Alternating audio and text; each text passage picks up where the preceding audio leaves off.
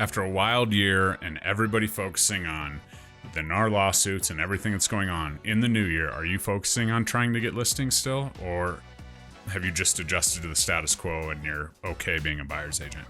If you want to get more listings, watch this video. I'm going to give you 3 strategies that not one agent in any market is fully executing on and provides massive opportunity.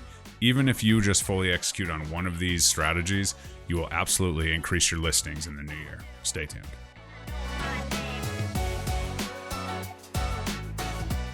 What's up, guys? Jeremy Kane, Real Estate Agent Playbook. Excited for this one because, as you guys know, I love organic lead generation and real estate growth, and this is exactly in my wheelhouse. These are things that I have done. I myself haven't fully executed to the highest level on any of these strategies, but I am trying to hold myself accountable, and I know that if I do fully execute on these, they will absolutely work, because just partial execution has helped me absolutely level up my game over my 11-year career. So let's dive into that. But first, like, comment, subscribe if this video helps you. If you have any comments, if you want to put something down there and you want to be held accountable, I'm here for it. That's what we do here at the Real Estate Agent Playbook, hoping to get you a win today and every day in the game of real estate. Let's go. All right, so strategy number 1, my tried and true, this is the one that I execute almost to the fullest here, is my annual reviews. I need to be better about getting every single one of my past clients an annual review that's bought a home, that's in the home that they purchased, but I am fully executing on most of these things. I provide an annual review, not a CMA shotgun approach, but an annual review for every one of my clients. I feel that as a real estate agent, if you are a professional, you are in a position to help your clients, past clients, people that own homes, manage the most expensive asset that most people have in their entire lifetime, and that's their home. And so we meet with our financial planners as our stock accounts, start little and grow hopefully bigger for you. But we don't really do this in homes, and we just kind of talk about the value and all the things, but we don't look at these other options and how to actually manage this and how to season this and the things that we do talk about to our financial planner.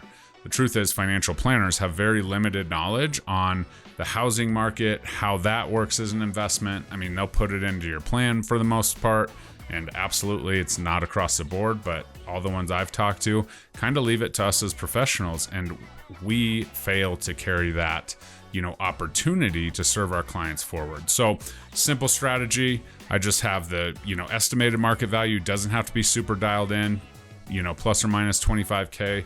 The whole point of this is not to have the person that we're sitting in front of list their house. Then I talk about the equity position. Then I talk about how we can utilize that equity. Are we in the right loan? Do we have the, best insurance policy for our current situation? Have we updated our insurance policy? Are there contractors? Are there people that I can connect these homeowners to that are in my vendor list, that if I connect with them more and more clients, they're going to connect me with more and more of their sphere and their clients? So that's kind of the take home. Then I talk a little bit about my generational wealth building. Do we have anything earmarked for these? For this equity, paying for college, paying for my daughter's weddings, all the things that kind of relate to me.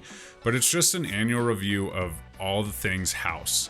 This provides me so many opportunities to connect my clients with people that I, know, like, and trust already, right? Contractors, designers, people that run community businesses. And if I can make those connections and those people in the community and those small business owners know that I'm pushing their business, they're also going to push mine. So that's, the annual review strategy.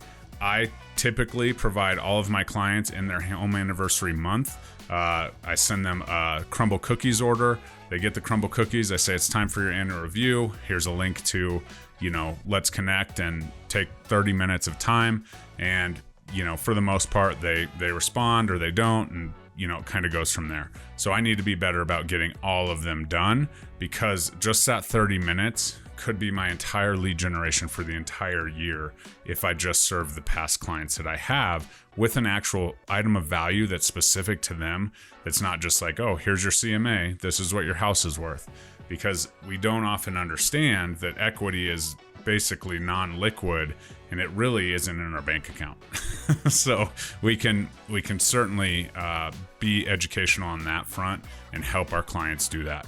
So that's strategy number one. I do turn it into a listing opportunity at the end, because I just say, if anyone's asking you these questions, asking about home improvements, asking about their, market value or whatever, please let me know. I would be happy to do this free service for them and get them all dialed in, right? So that's me asking for a referral by me just saying, I'll do this for all of the people that you love in your circle that are talking to you about home improvements or putting their house on the market or their home's value or anything like that. So this is where it really turns into a massive referral opportunity as well, when I'm managing my client's asset through the life of their time at the home. Hopefully my contractors are in there and my designers and all the things, so I have a beautiful product to list when the time comes. All right, now number 2, a listing-centric program. Right? We've all heard about the first-time homebuyer programs and the first responder programs and all of these things, but you can have a first-time seller program or a downsize program where you're really serving a need of a population that, is likely to list a home. So some ideas would include maybe a downsizing home selling program. Right? You're going to list the house, but you're also going to provide, cleaning and staging, move out cleaning and staging, right? If you're serving the elderly population where they're, maybe moving out of the home into, their next place, an assisted living, a main floor thing, whatever that is, they've been in the home for a long time. Maybe you offer some sort of, curbio or some sort of improvement piece in the downsizing home selling program that you can create. So what I want you to do is create a program that's based on a population that is likely to list their home, right? We obviously know death, divorce, relocation for job, those kind of things are likely to create listings, right? A, young family, you wouldn't say young family, but a move-up seller program or something along those lines that's really targeted, right? Where maybe you are looking at, okay, these people had one kid, I just saw it on Facebook, they're having another. Like maybe there's a program that you can fit in that's going to meet that growing family, or maybe this family has an aging, parent that's looking to move into their home. Well, that's likely a chance where, there's that. So maybe it's a multi-generational home process or program or whatever that looks like. So creating a program that's based around somebody that has a home to sell is absolutely huge. So kind of look at these populations, see what you like to serve, what you can do. There's all kinds of certifications. I'm not a huge fan of the over certification piece, but if that's the case, we can absolutely do that, right? I have, an agent in my organization, and she does a flawless job of doing a, sell then buy, kind of program. And she does a great job with that. She gets a lot of, sellers and buyers with that program. She has a guide. She's marketed everything to it. She calls it something specific, and it's been great for her. So once we can kind of create those programs that we usually kind of connect with home buyers, unbeknownst to us, even though we want to be listing agents, this is where we can really make that step forward and connect with people that own homes and actually sell their home for them. And finally, it's a modern neighborhood adoption program. We're not talking about just sending out flyers every single year, or doing the turkey trot or whatever, right? We're talking about an entire all-encompassing marketing strategy for a neighborhood.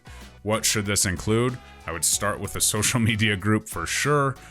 People are a little bit burnt out on the next door stuff, so you want to kind of keep it, positive in a way, any way you can. You can do fun things, you can, but you want to have a place where everybody can easily, clock into, so to speak, so that you can absolutely extend invites to events, small group gatherings, like, niche gatherings within the neighborhood, mom's nights, dad's nights, whatever that looks like. But if you can have a hub or a Facebook group specifically where most people are on that, you can kind of talk about the things and people can say, hey, I'm doing this, can you watch this, or whatever, where people can connect, where neighbors can connect, a safe space. Hopefully it doesn't become, a bicker fest like some of those other ones, but this is the first step to this. But then we're driving everything to it, right? We're doing small events. I have some great friends, some agents in my organization that do an amazing job with this, whether it's Christmas light contests or Easter egg hunts where the actual agent goes out and puts a entire Easter egg hunt together in the front yards of the homes in the community.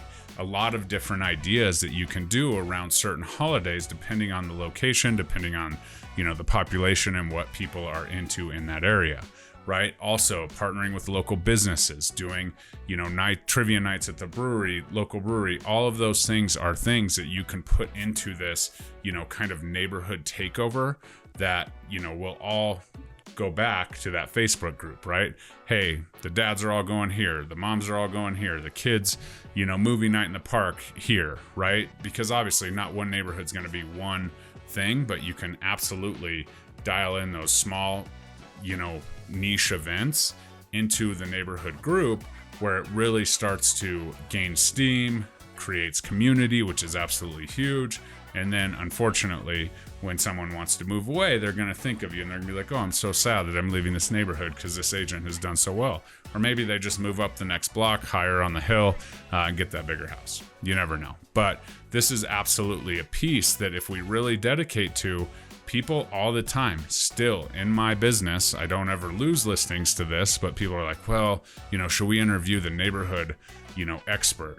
And the truth is that they're not doing these things. They're not even having these engaging pieces, but they constantly, for years and years and years, have been sending, a calendar on this day and putting flags up on this day and all the things. And so you have the opportunity to bring a little bit more value than just putting a sign in a yard and saying, okay, get out of my neighborhood, right? So those are things that can work. So any three of these things, if you fully execute on, you're going to be in front of homeowners in communities that you want to be. The beauty of it all is you can really focus and make it centric to your personality, what you like to do, how you want to build your business, and will absolutely help you scale your listings in the new year. So if you're interested in any of this, I love talking organic lead generation. Book a realtor game plan call with me. If you're interested in seeing this, being a part of my group, being a part of my live masterminds, getting free access to my course, please book a call to partner with me. But I want this to be the best year ever. And if getting more listings and creating a business that is listing centric is for you, any of these strategies can absolutely take you to the next level. So we'll see you next time. Please like this video, throw me any comments, and share it with an agent. If you're listening on the podcast, thank you guys so much. That community is growing, and I absolutely love all things Real Estate Agent Playbook. So we'll talk to you next time. Bye-bye.